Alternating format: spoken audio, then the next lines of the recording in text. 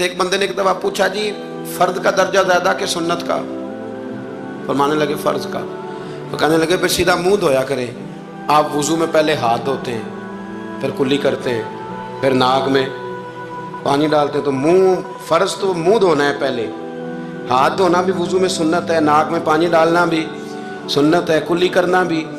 तो आपने तो पहले 3 सुन्नतें अदा की, फिर वुजू। फरमाने लगे ठीक तुमने कहा है, पर तुम पता नहीं ना तुम्हें कि ये मेरे रसूलुल्लाह की सुन्नत की बरकत कितनी है। शरीयत हुक्म देती है कि पानी मोतदिल होना चाहिए वुजू करने के लिए, ना ज़्यादा ठंडा हो ना ज़्यादा गर्म हो। ज़्यादा गर्म हो तो मुंह जल जाता है। और शरीयत हुक्म देती है कि पानी बद जायका नहीं होना चाहिए, और हुक्म देती है कि बदबू वाला नहीं होना चाहिए। फरमाया इसलिए हमारे नबी ने पहले हमें 3 सुन्नतें दी कि टूटी के नीचे ना हाथ करके देख लो पानी ज़्यादा गर्म तो नहीं, और कहीं मुंह ना जला लेना।